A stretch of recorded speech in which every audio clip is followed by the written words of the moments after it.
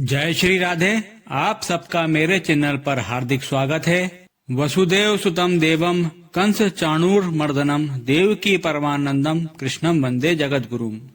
मित्रों, आज आप मेरे इस वीडियो द्वारा उत्पन्ना एकादशी व्रत कथा सुनने जा रहे हैं, जो इस कलिकाल में प्राणियों के समस्त कष्टों को दूर करने वाली व परम कल्याणकारी है।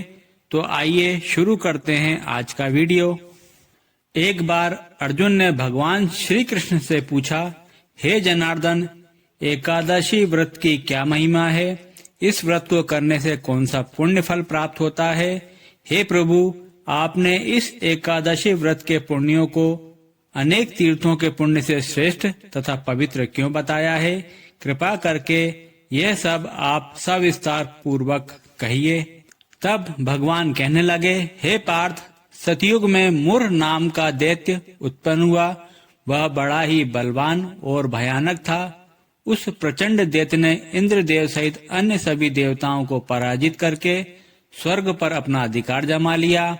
तब इंद्र सहित सभी देवता भयभीत होकर भगवान शिव जी की शरण में गए और बोले, हे कैलाशपति, हे भोलेनाथ, हम सब देवता मुर नामक दैत्य के अत्याचारों से दुखी होकर मृत्यु लोक में अपना जीवन व्यतीत कर रहे हैं।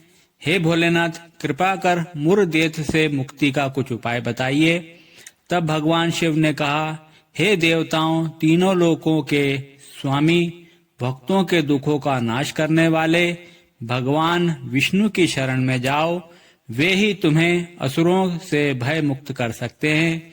शिवजी के ऐसे वचन सुनकर सभी देवता श्री हरिधाम वैकुंठ में पहुंचे। वहां भगवान को शयन करते देख कर हाथ जोड़कर उनकी स्तुति करने लगे।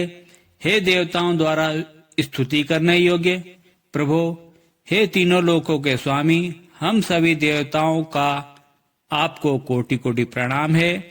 देवताओं की रक्षा करने वाले हे मधुसूदन, आपको नमस्कार है। हे त्रिलोकपति, हे दीनानाथ, आप इस संसार के कर्ता, माता पिता, पालन करता और संहार करने वाले हैं। सबको शांति प्रदान करने वाले हैं। आकाश और पाताल भी आप ही हैं। आप सर्वव्यापक हैं। आपके सिवा तीनों लोकों में चर अचर कुछ भी नहीं है। हम सब देवता दैत्यों से भयभीत होकर आपकी शरण में हैं। हम सबकी रक्षा करें। हम सब देवता दैत्यों से भयभीत होकर पृथ्वी पर विचरण कर रहे हैं। आप उन दैत्यों से हम सबकी रक्षा कीजिए प्रभु।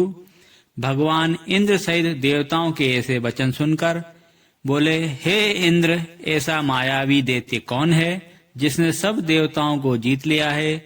उसका नाम क्या है? उसमें कितना बल है? वह कहाँ रहता है? यह सब मुझसे कहो।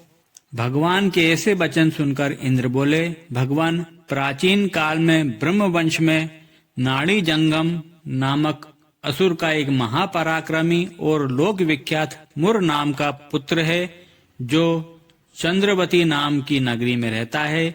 उसी ने सब देवताओं को स्वर्ग से निकालकर वहां अपना अधिकार जमा लिया है। वह सूर्य बनकर स्वयं ही प्रकाश करता है, स्वयं मेघ बनकर वर्षा भी करता है।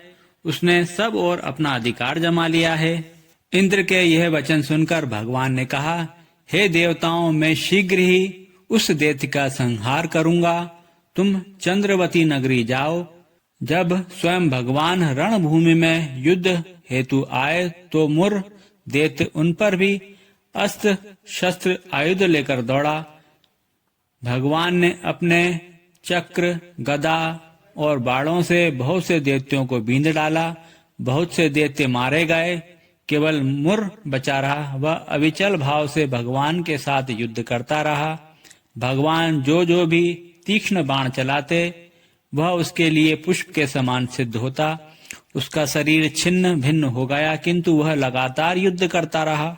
10,000 वर्षों तक भगवान का युद्ध चलता रहा, परंतु अपनी दिव्य लीलावश उस असुर से जीत न सके और विश्राम हेतु बद्रिकाश्रम चले गए। वहां हेमवती नामक सुंदर गुफा थी। उसमें विश्राम करने के लिए भगवान उसके अंदर प्रवेश कर गए। यह गुफा 12 योजन लंबी थी। विष्णु भगवान वहां योग निद्रा में लीन हो गए। मुर पीछे पीछे आ गया और भगवान को सोया देख मारने को उद्यत हुआ। तभी भगवान के शरीर से दिव्य आयुधों से युक्त एक अत्यंत मोहिनी उज्जवल कांतिमय रूप वाली देवी उत्पन्न हुई और देवी ने राक्षस मुर को ललकारा और युद्ध करने लगी। उस देवी को देखकर मुर राक्षस को बड़ा ही आश्चर्य हुआ। ऐसी दिव्य कन्या आई कहां से है? और फिर वह असुर देवी से युद्ध करता रहा। कुछ समय बीतने पर क्रोध से भरी उस देवी ने मुर दैत्य के सिर को धड़ से अलग कर दिया। सिर कटते ही वह असुर मृत्यु को प्राप्त हुआ।